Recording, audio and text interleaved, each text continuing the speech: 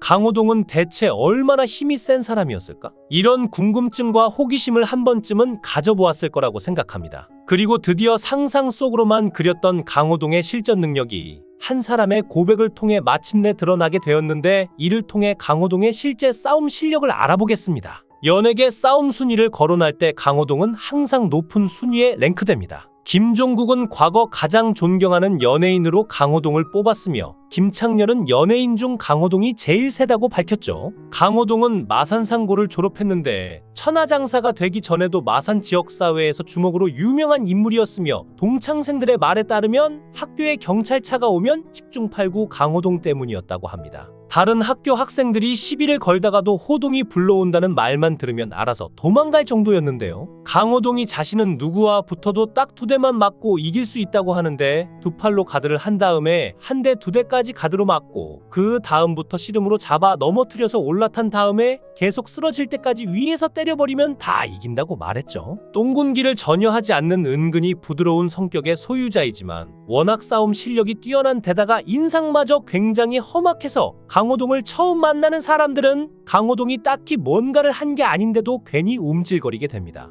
1박 2일 노홍철 몰카와 신이 PD 몰카를 보면 화난 강호동을 대략 짐작할 수 있는데, 그 체격의 제자리에서 360도 돌려차기를 할 수 있었죠. 그 체중과 속도로 휘두르는 발에 머리를 맞는다면 일반인은 아무리 운이 좋아도 최소한 두개골 한 몰인데요. 실제로 강호동은 중학교 2학년 때 이미 성인을 제압할 정도의 싸움 실력을 지니고 있었습니다. 아는 형님 게스트로 출연한 김병지는 과거 연예계에 무성하게 떠돌던 강호동과 김병지 패싸움에 대해 언급한 적이 있는데요. 마산 일대에서 중학생 시절부터 지역 내 알아주던 강호동과 마산공고 출신으로 전설의 주먹이라 불리던 무패의 김병지, 국민 MC 타이틀을 거머쥐고 있는 강호동이지만 그의 학창시절은 남다를 수밖에 없었습니다. 이미 중학생 시절 완성된 성인 이미지에 고등학교 1학년 때 이미 다부진 체격과 외모 하나로 동네 양아치들 마저 벌벌 떨게 하는 마산 흰수염으로 불렸던 강호동은 타 학교와 패싸움 도중 강호동 불러온다는 소리만으로 벌벌 떨 정도로 위세가 남달랐습니다. 강호동이 씨름선수에서 개그맨으로 방송 데뷔 후 국민 MC로서 유명세를 치르면서 그의 과거가 조명을 받게 되고, 자연스레 과거 마산상고 시절 일화가 기사화되면서 잘 알려졌지만, 비슷한 시기 마산에는 강호동만큼 주목으로 유명한 인물이 있었는데 마산공고 출신 김병지였습니다. 마산상고 강호동과 마산공고 김병지 세력이 워낙 쟁쟁해 두 사람이 맞짱을 떴다는 등 소문이 무성하지만,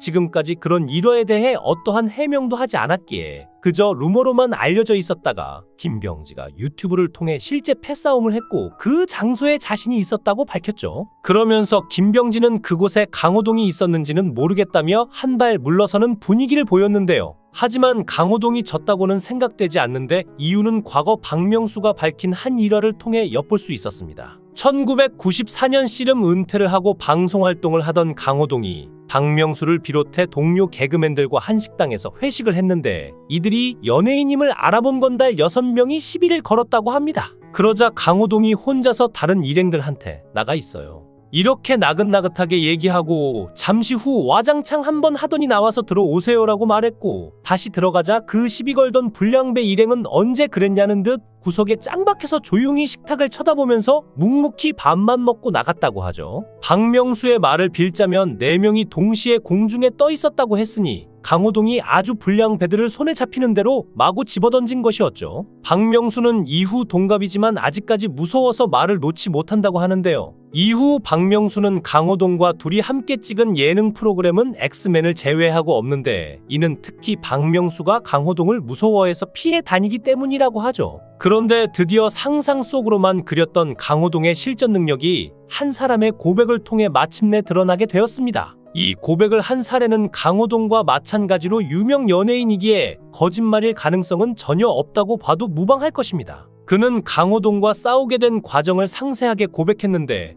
우리는 이를 통해 강호동의 실제 싸움 실력을 생생히 확인할 수 있습니다. 강호동과 실제로 싸웠다는 연예인은 바로 서승만입니다. 체구도 조그만 서승만이 강호동과 실제로 싸웠다는 점에서 많은 분들이 의아하게 생각하겠지만, 이는 실제로 벌어진 일입니다. 강호동은 시험을 보고 개그맨이 된 게 아니었고 그때는 특채를 낙하산이라고 표현했는데 공채들이 볼 때 좋게 보지 않았다고 하죠. 특히나 강호동은 경상도 특유의 사투리가 심했고 선배들이 강호동의 말투에 불만을 드러냈다고 합니다. MBC 공채 시험을 보고 온 선배들은 천하장사에게 맞으면 죽을 수도 있으니까 다들 말은 못하고 쉬쉬했다고 하는데요. 서승만은 어느 날 선배 한 분이 너밖에 시킬 사람이 없다며 네가 총무니까 강호동을 교육하라고 시켰다고 합니다. 당시 오늘은 좋은 날 촬영을 할 때였는데 강호동이 들어왔는데 정말 인사를 안 하고 이름을 불러도 인사를 하는 둥마는 둥하면서 갔다고 하죠. 그래서 선배를 보면 인사를 해야지라고 했더니 인사했는데요라고 하길래 언제 했어라고 하면서 말다툼을 시작했는데요. 그때 한쪽에서 리허설을 하고 있었기 때문에 시끄러우면 안 되니까 나와라고 하면서 멱살을 잡았는데 강호동이 팔을 휘두르다가 어쩌다 한 대를 맞았는데 어찌나 힘이 좋은지 눈둥이가 퉁퉁 부었다고 합니다. 그리고는 순간적으로 열이 받아싸서 주먹으로 서로 치고받고 하면서 주먹 다짐을 심하게 했는데